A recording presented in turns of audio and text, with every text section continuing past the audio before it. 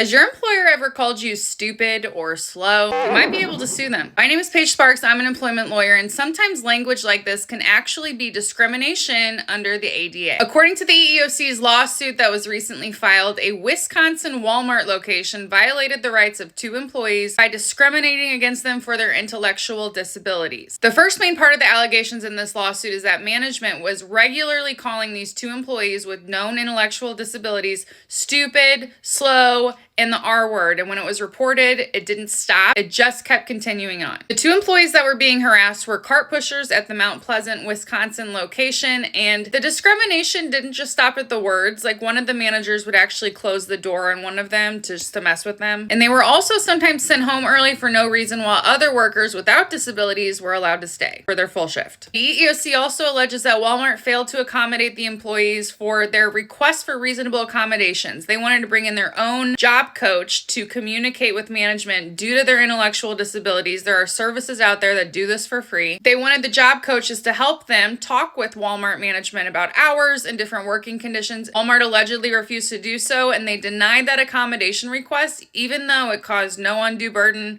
hardship, or cost at all to Walmart. So I'm really curious how they're going to justify that. Walmart definitely has some explaining to do, because employers can usually only deny reasonable accommodations like that for one of those reasons. The EEOC did explore pre-litigation negotiations to see if they could resolve this at that stage before a lawsuit was filed, and Walmart apparently refused to do that, which is pretty on par for Walmart. Walmart generally does that. They don't do a lot of pre-litigation settlements that I see. They have their own lawyers. They're self-insured, so they're just going to wait and see if you file the lawsuit most of the time. Since this was recently filed, I don't think we'll hear any updates on this for a while. Let this be a reminder that if you ask for reasonable accommodations from your employer and they say no, they have to provide a reason why, and they have to explore other accommodations that may be available if they're not going to give you what you asked for. They don't have to always give you exactly what you asked for if they have a reason not to, but they can't just say no, see you later. They have to talk about it at a bare minimum. Comment to let me know what questions you have about your rights at work.